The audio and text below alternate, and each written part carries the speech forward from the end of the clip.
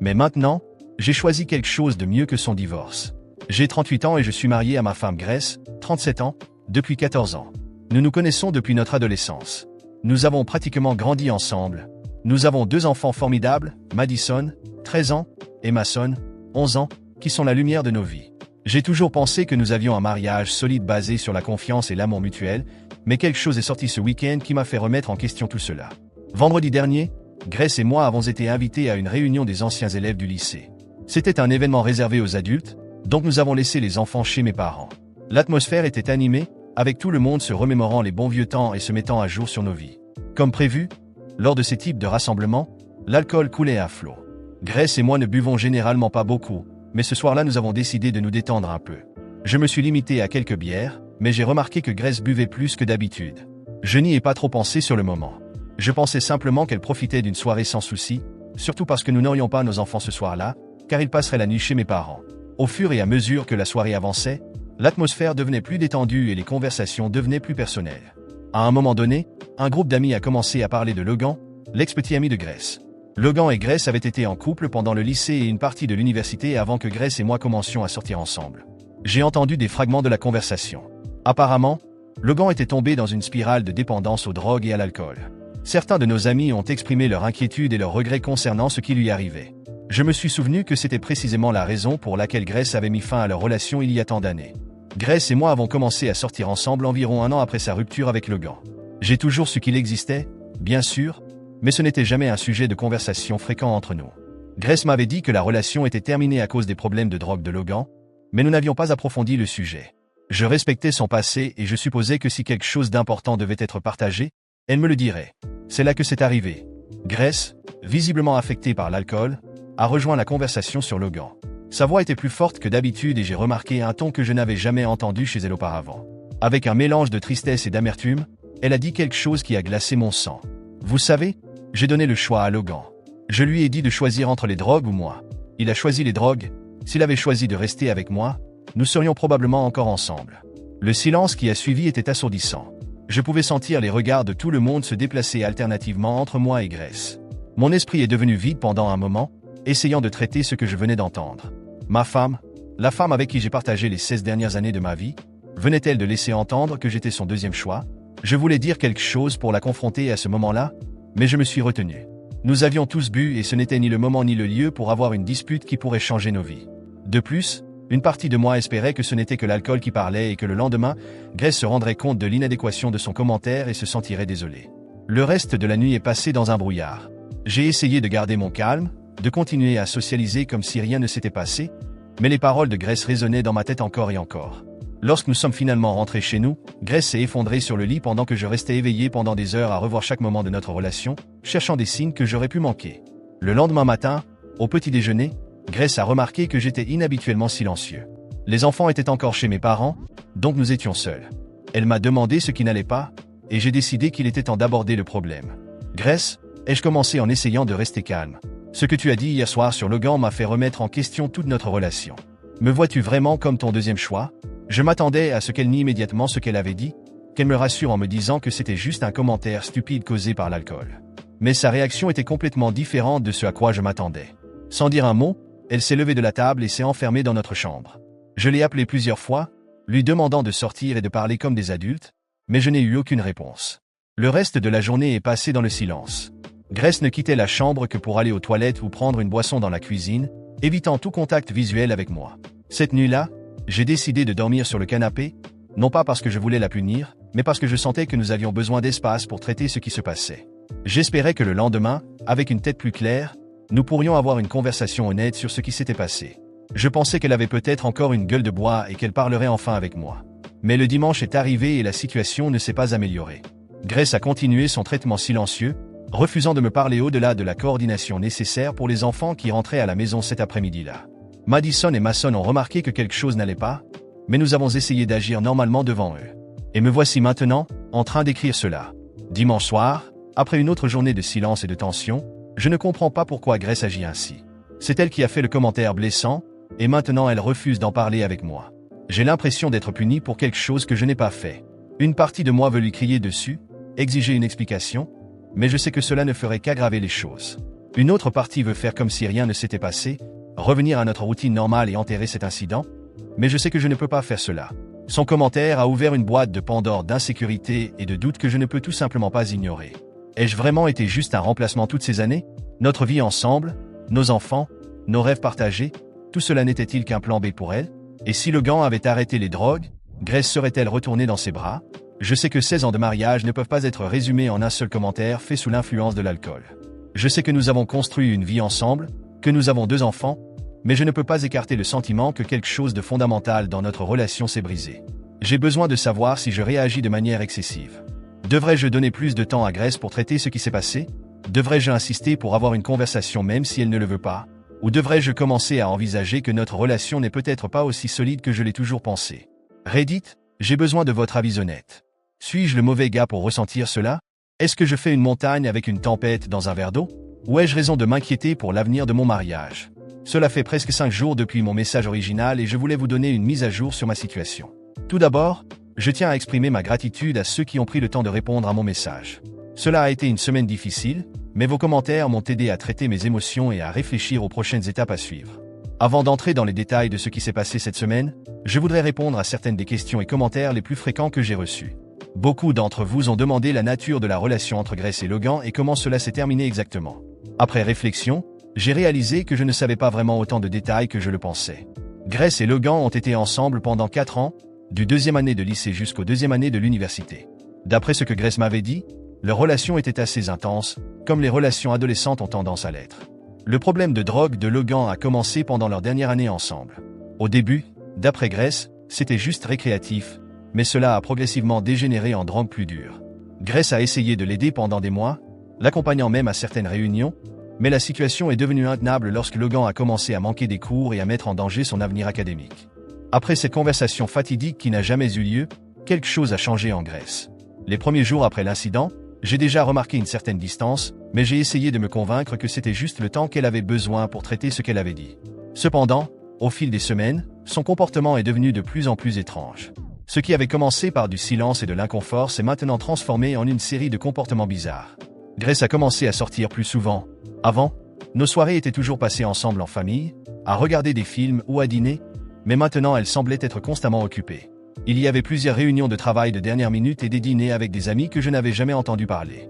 Elle a également commencé à passer plus de temps sur son téléphone, à rire aux messages ou à quitter la pièce pour prendre des appels. Toujours avec l'excuse que c'était personnel ou non important. J'ai essayé de la croire, mais quelque chose dans mon ventre me disait qu'il y avait plus. Un des moments les plus inquiétants a été lorsque Grace a commencé à acheter de nouveaux vêtements plus fréquemment, quelque chose qu'elle faisait rarement. Avant, elle portait les mêmes vêtements confortables au travail et à la maison, mais maintenant elle investissait dans des robes et des talons hauts, même lorsqu'elle prétendait simplement aller prendre un café avec une amie. Lorsque je lui ai demandé l'intérêt soudain pour son apparence, elle a haussé les épaules et a dit « Toute femme aime se sentir belle ». Cela pourrait être vrai, bien sûr, mais le timing semblait suspect. Je ne voulais pas être le mari paranoïaque qui imagine des choses sans preuve. Alors, pendant un certain temps, j'ai essayé d'ignorer les signes et de me concentrer sur nos enfants et le travail. Mais à mesure que la distance entre nous grandissait, mes suspicions se renforçaient. Madison et Mason ont également commencé à remarquer que leur mère n'était plus aussi présente, toujours occupée à quelque chose en dehors de la maison ou absorbée par son téléphone. Une nuit, quelque chose m'a réveillé vers 2 heures du matin. La pièce était complètement silencieuse, à l'exception du doux bruit de frappe provenant du côté de Grace. Je me suis retourné lentement et l'ai vue de dos, tapant sur son téléphone avec une expression sérieuse. Ma curiosité, et peut-être un peu de désespoir, m'ont poussé à prêter plus d'attention. Elle tapait rapidement, puis, d'un coup, elle a supprimé ce qui semblait être un message et a reposé son téléphone sur la table de nuit avant de se tourner pour dormir. À ce moment-là, mon cœur s'est emballé.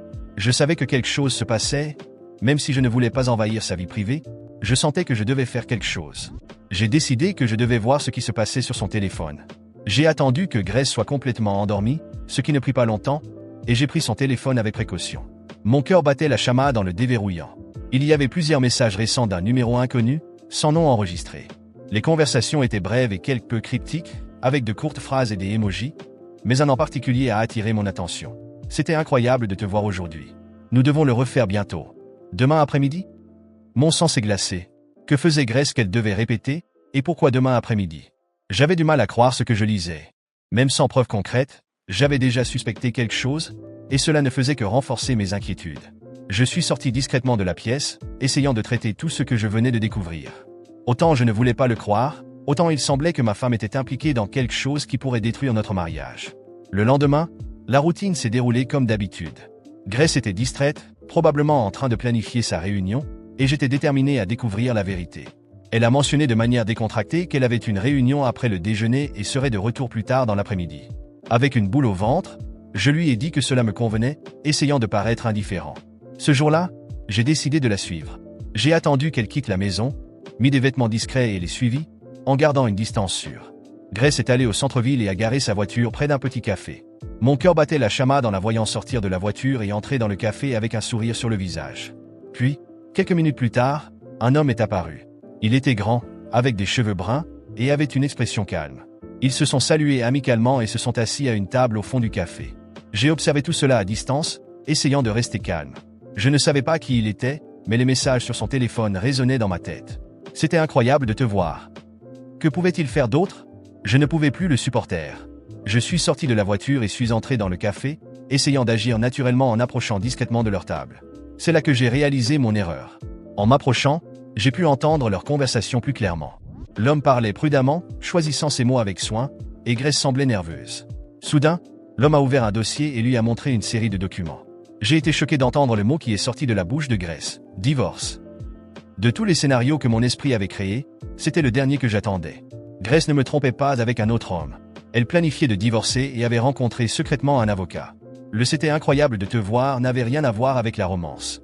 C'était elle qui finalisait les détails d'une séparation qu'elle avait déjà décidée sans même me le dire. Avec le cœur brisé, je me suis éloigné discrètement sans être remarqué.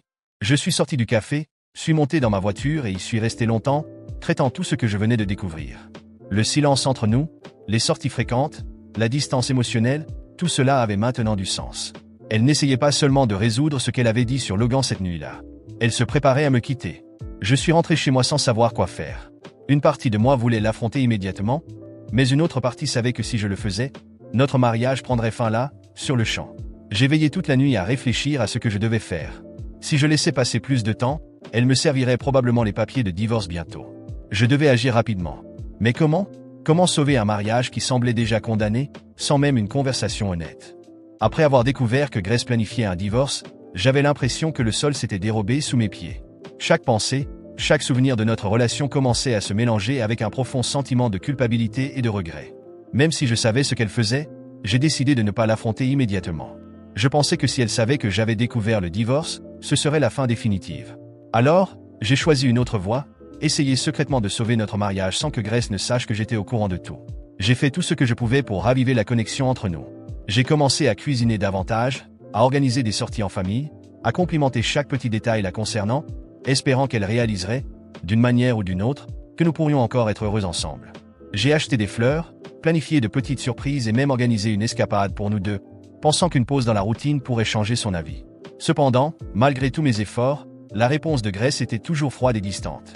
Elle acceptait ce que je faisais, mais sans enthousiasme. Malgré tout, je continuais à essayer, convaincu que c'était ma faute, que j'avais échoué d'une manière ou d'une autre en tant que mari. Les semaines passaient, et soudainement, Grace annonça quelque chose que je n'avais jamais attendu, elle était enceinte. Au moment où elle le dit, mon cœur s'arrêta. D'un côté, je ressentis une vague d'émotion et de joie. Je pensais que cela pourrait être le nouveau départ dont nous avions besoin, la chance de tout réparer. Je voulais être un bon père, je voulais que notre famille grandisse encore plus et, d'une manière ou d'une autre, j'espérais que cette nouvelle vie à venir nous rapprocherait à nouveau. Mais la réaction de Grace était loin de ce que j'avais espéré. Elle ne semblait pas heureuse.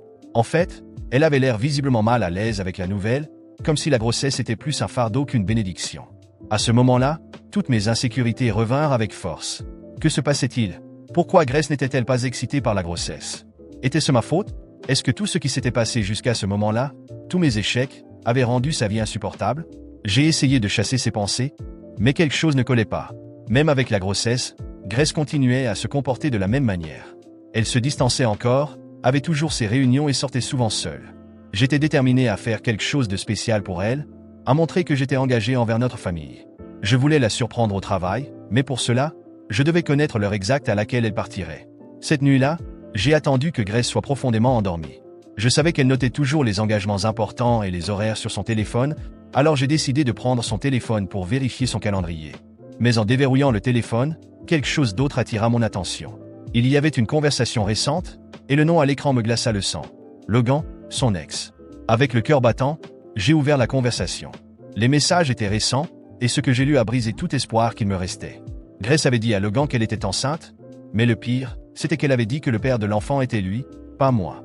Les mots à l'écran semblaient crier dans ma tête. Toutes mes suspicions, tous les signes que j'avais ignorés, étaient vrais. Elle m'avait trompé.